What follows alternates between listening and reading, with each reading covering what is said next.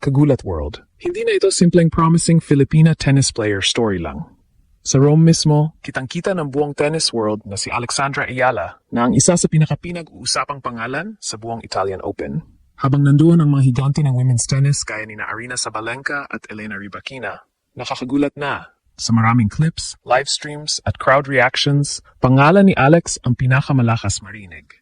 Sa laban niya kontra world number 2 Elena Rybakina, malinaw sa arena na hindi intimidated ang crowd kay Rybakina. Sa katunayan, mas maraming sumisigaw ng "Let's go Alex!" habang bawat puntos ng Pinay sensation ay sinasabayan ng matinding hiyawan. Maging ilang international tennis pages at watch-along streams ay napansin ang energy ng Rome crowd tuwing humahataw si Alex. At isipin ninyo ito, 20 years old pa lang si Alex, pero tila superstar na ang treatment sa kanya. Hindi lang mga Pilipino ang sumusuporta. May mga European tennis fans, Asian supporters, at neutral tennis audiences na tila nahuhulog na rin sa fearless playing style niya. Hindi na ito local hype, international movement na ito. Kahit natalo siya kay Rybakina sa Italian Open, hindi bumaba ang excitement kay Alex. Sa social media, maraming fans pa nga ang nagsabing si Alex ang future face of Asian tennis. At habang maagang natapos ang singles campaign niya, tuloy pa rin ang usapan tungkol sa kanyang impact sa tournament. Ito ang nakakatakot para sa buong tennis world. Hindi pa prime version ni Alex ito. Sa totoo lang, bihira itong mangyari sa tennis.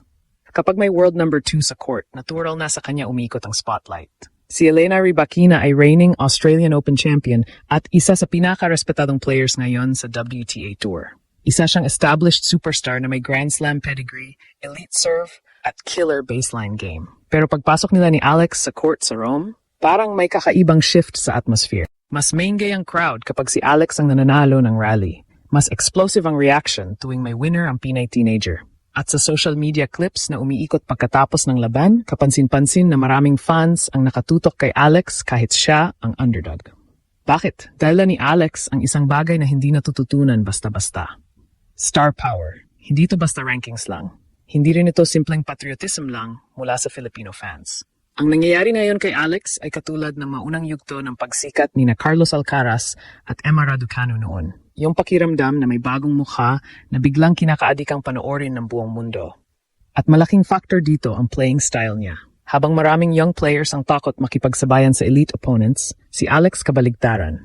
Aggressive, fearless, walang atrasan sa rallies. Kahit si Rybakina, napuwersa ring magtrabaho ng husto para makontrol ang laban.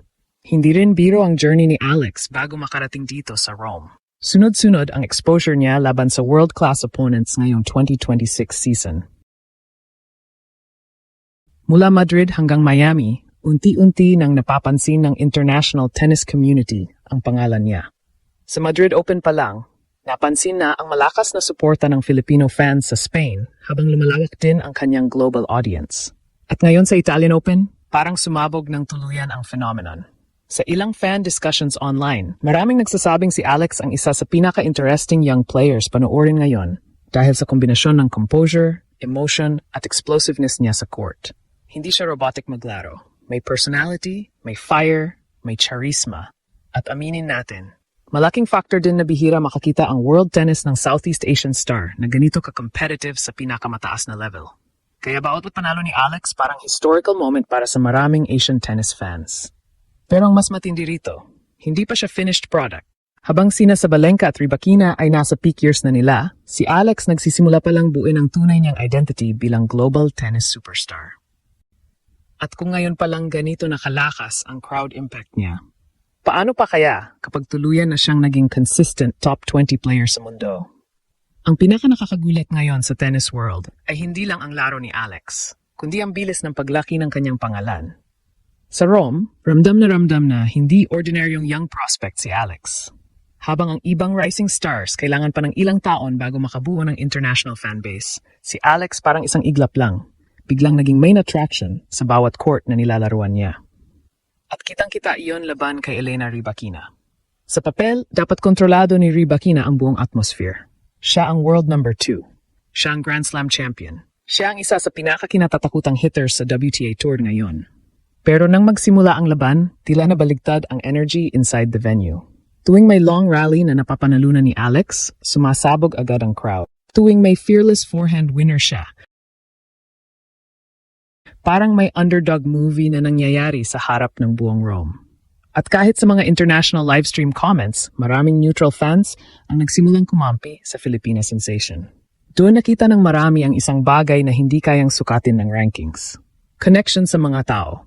Hindi lang kasi puro tennis ang dala ni Alex sa court. May emotional pull siya. Kapag lumalaban siya, ramdam ng crowd ang intensity. Ramdam nila ang hunger. At higit sa lahat, ramdam nila na may bagong story na umuusbong sa women's tennis. Sa totoo lang, malaking dahilan din dito ang pagiging fearless niya laban sa elite competition. Maraming young players ang defensive kapag kaharap ang top-ranked opponents. Pero si Alex, hindi.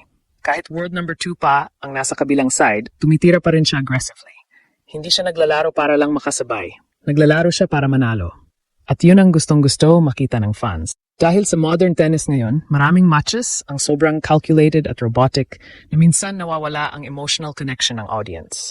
Pero si Alex may classic underdog aura. Yung tipong bawat puntos parang may laban ng puso at tapang. Kaya hindi nakakapagtaka kung bakit parami ng parami ang nahuhumaling sa kanya.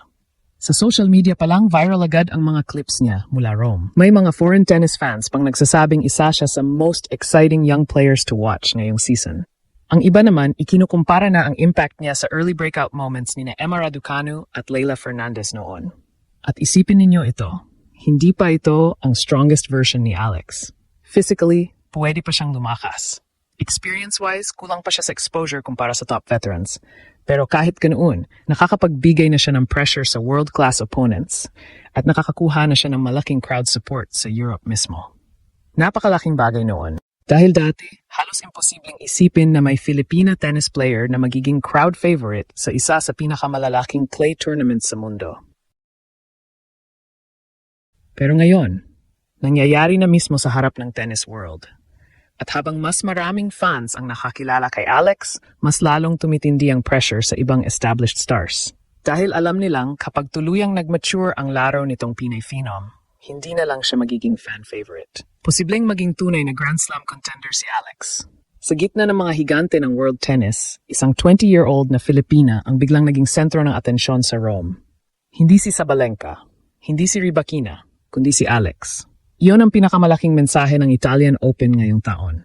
Dahil ang tunay na superstar, hindi lang sinusukat sa ranking.